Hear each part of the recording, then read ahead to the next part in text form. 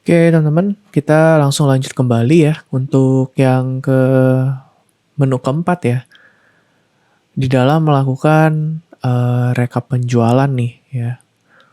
Hmm, Rekap penjualan ini sendiri ya, ada beberapa ya yang harus kita perhatikan di sini. Quantity ya, quantity ini tadi yang udah kita tampung ke dalam counter menu ini ya, quantity. Kemudian ada perhitungan modal ya. Modal ini kita harus tahu ya, modal dari nasi goreng dikali dengan kuantitinya ya. Oke. Terus kemudian untuk keuntungannya sendiri ya. Keuntungannya sendiri ya kita harus ini juga ya teman-teman ya. Harga jual makanan dikurang modal makanannya berapa dikali dengan jumlah kuantitinya kayak gitu.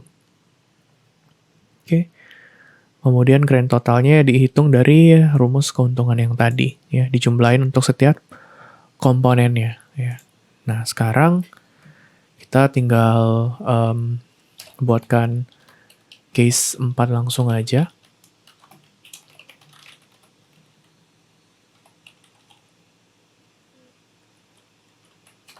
Ya, ini case 3-nya jangan sampai lupa break ya.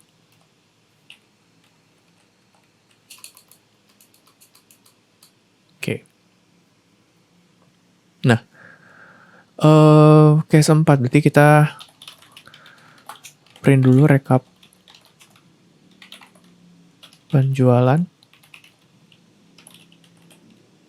Oke, kemudian di sini tuh ada table ya. Sebenarnya table-nya itu sebenarnya bisa kita reuse ya. Kita reuse kembali. Kayak gini, cuma ini menu, ini ganti aja jadi persen 15S.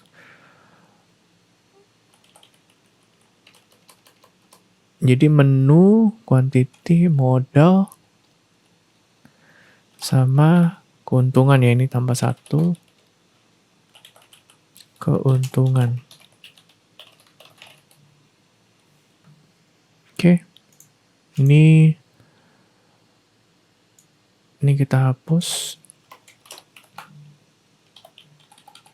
Nah, menunya sendiri kan persen 15S, samain dengan yang di atasnya ya.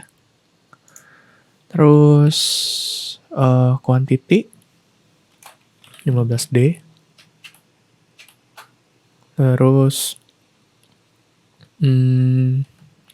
ini modal dulu ya. Ya. Modal keuntungannya ada 4, ini juga ada 4, oke.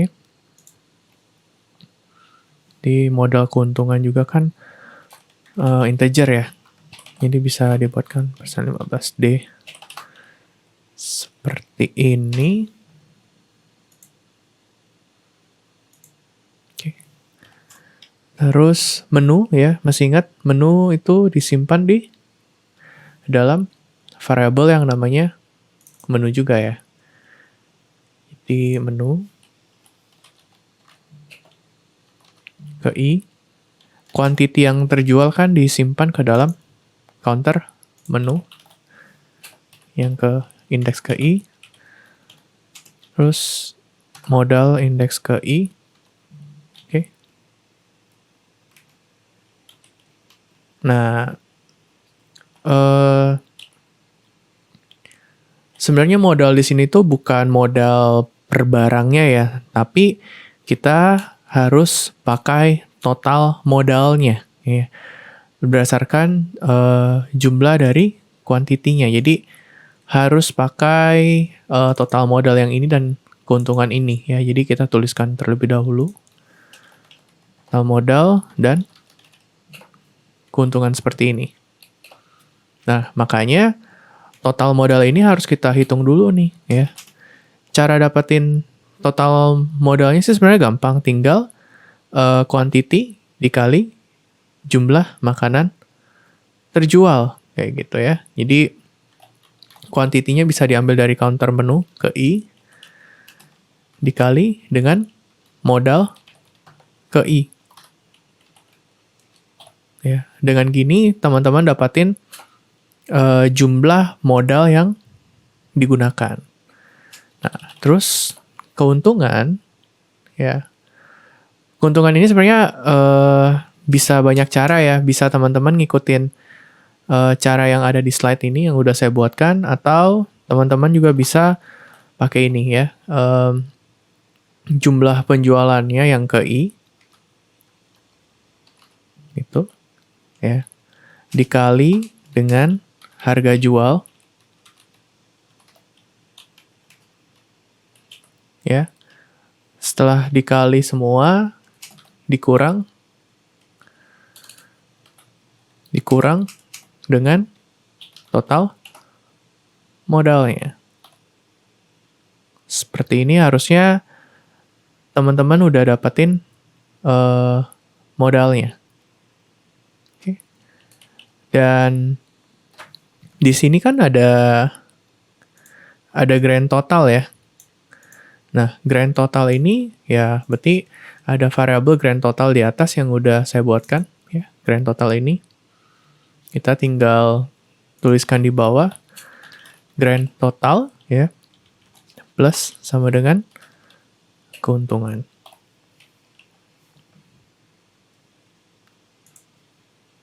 Oke. Terus ini kita tinggal tulisin aja. Oke. Printf grand total keuntungan %D grand total. Oke, seperti ini. Nah, sebelum kita coba jalankan ya, ada baiknya kita langsung coba bikin looping validasinya ya, case 5. Case 5 ini kan sebenarnya exit ya.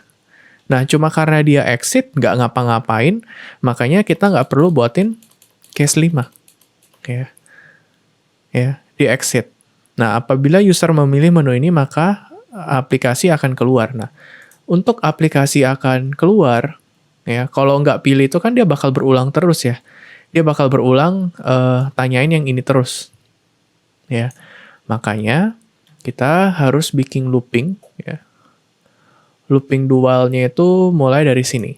Ya, pada saat ditanyain pada saat dia mencetak nama, jadi do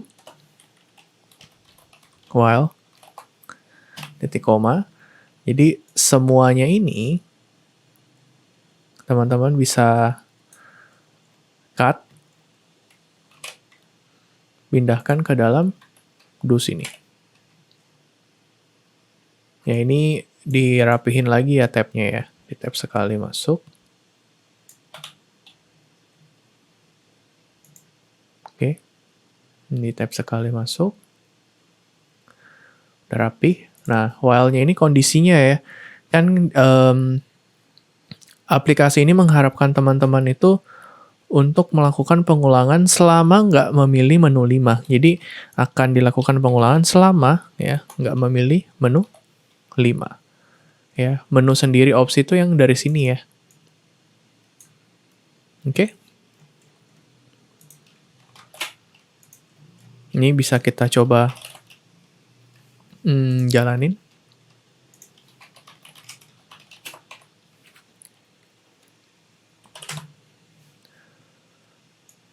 Ya, cetak menu jualannya jalan. Update database-nya. Let's say nasi gorengnya 56, mie gorengnya 65. Kita coba cetak lagi. Berubah ya. Oke. Terus, let's say ada orang pengen melakukan payment. Ya. Nasi goreng, misalkan 2 porsi. Oke. Kemudian ada orang melakukan payment lagi dengan... Nah, ini kalau payment-nya 2 porsi, kuantitinya berkurang ya. Jangan lupa. Udah bener. Terus ada orang pengen melakukan transaksi mie goreng. Porsinya misalkan ada 10. Oke, kita cetak. Bener ya. Jadi mie gorengnya kan sebelumnya 65 karena ada orang belanja 10, berkurang menjadi 55. Oke. Nah, sekarang saatnya kita rekap menu yang tadi kita buatkan. Oke. Yang kita buatkan ini nanti kalau dilihat tabelnya masih belum rapi ya, tapi teman-teman bisa tambahin. Nah, di sini modalnya 25.000 ya. Kalau teman-teman lihat, di sini kan modal 12,5, tapi karena 2 biji, jadi modalnya adalah 25 ya. Harga jualnya sendiri 25.000 ya. Oke. Jadi dia jual 50.000, berarti untungnya 2 kali lipat ya. Oke. Jadi untungnya adalah 25.000 juga. Oke. Kemudian di sini mie goreng itu kan 10.000 ya. Ada yang beli 10, jadi 100.000 modalnya. Oke. Ini jadi dijualnya 220.000 dikurang 100.000. Keuntungannya adalah 120.000. Grand totalnya ya tinggal ditambahin. Ya, 25.000 ditambah 120.000. Oke. Nah, ini harus kita rapihin terlebih dahulu ini. Ya, ini mungkin kita bisa tambahin ya sama dengannya.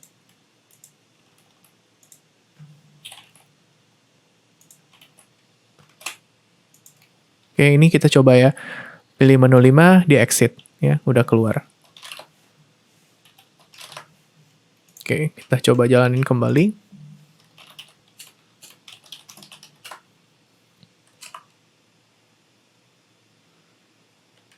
Langsung payment ya.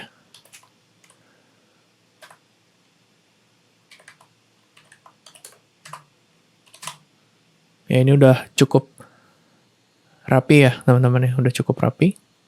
Oke.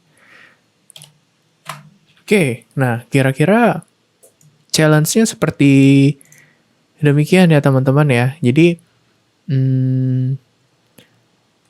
anggapannya teman-teman sudah bisa menguasain cukup banyak terminologi-terminologi di dalam programming ya, mulai dari kalian inisialisasi printf, terima input-output ya maksud saya, penggunaan array ya, ada looping menggunakan do while di sini validasi, terus ada juga menggunakan looping for gitu ya, dan masih banyak lainnya lagi gitu. Jadi ini adalah gambaran singkatnya ya teman-teman ya. Pada saat kalian masuk ke bangku kuliah ya, terutama di BINUS, teman-teman akan belajar programming seperti kayak gini. Ya, dengan kalian menonton video ini ya, artinya kalian sudah apa ya? Sebagian kecil dari programming yang diajarkan di BINUS sudah kalian pelajari kayak gitu ya.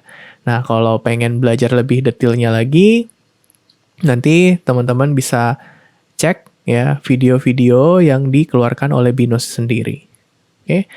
Semoga challenge kali ini teman-teman merasa tertantang, semakin terbuka wawasannya terkait programming ini ya, karena programming nggak sulit ya teman-teman ya. Tapi kita harus melatih logikanya kita ya, agar pada saat kita solving suatu problem itu bisa cepat. Oke, paling segitu dari saya. Sampai ketemu lagi di video tutorial yang mendatang.